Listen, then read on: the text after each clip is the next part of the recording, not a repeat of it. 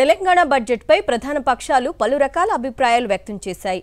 అంకెల గారడీగా ఉందని ప్రధాన ప్రతిపక్షం బీఆర్ఎస్ విమర్శించింది. బడాయి బడ్జెట్ అని బీజేపీ తెగడగా సాహసోపేతమైందని సీబీఐ ప్రశంసించింది. ఇదో చారిత్రక బడ్జెట్ అని కాంగ్రెస్ పేర్కొంది.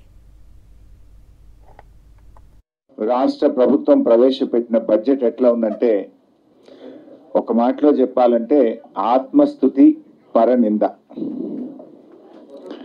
6 గ్యారంటీలు నీరుగారిపోయినాయి, సంక్షేమం సన్నగిల్లింది, అభివృద్ధి ఆగమ్య గోచరమైంది. గౌరవనీయులు ఉప ముఖ్యమంత్రి బట్టి విక్రమార్క గారు ప్రవేశపెట్టిన బడ్జెట్ అన్ని వర్గాలను కూడా తీవ్ర నిరాశపరిచిందని చెప్పుకోక తప్పదు.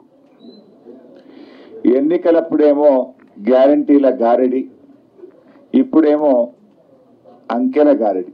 బడాయి బడ్జెట్, అప్పుల బడ్జెట్, గొప్పల బడ్జెట్, ఇది ప్రజా వ్యతిరేక బడ్జెట్గా ప్రవేశపెట్టింది.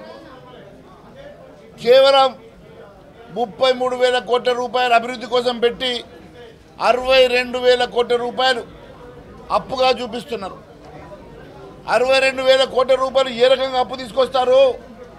ఎఫ్ఆర్బిఎం కింద మీ పరిమితులు ఏందో ఒకసారి గ్రహించాల్సిన అవసరం ఉన్నది.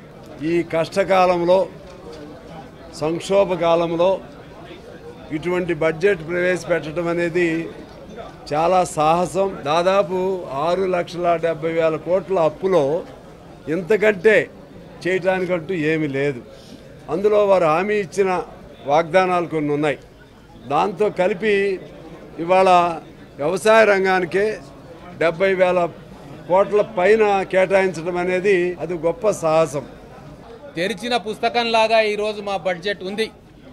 వ్యవసాయాన్ని పండుగ చేయడానికి 72,000 కోట్ల రూపాయలు మొట్టమొదటిసారిగా భారతదేశంలో, బహుశా ఏ రాష్ట్రమైనా ఇచ్చినదో లేదో నాకు తెలియదు, కానీ మన రాష్ట్రంలో మాత్రం మొట్టమొదటిసారిగా 72,000 కోట్ల రూపాయలు అన్నదాత సంక్షేమం కోసం ఈరోజు బడ్జెట్లో పెట్టుకుంటా ఉన్నాం.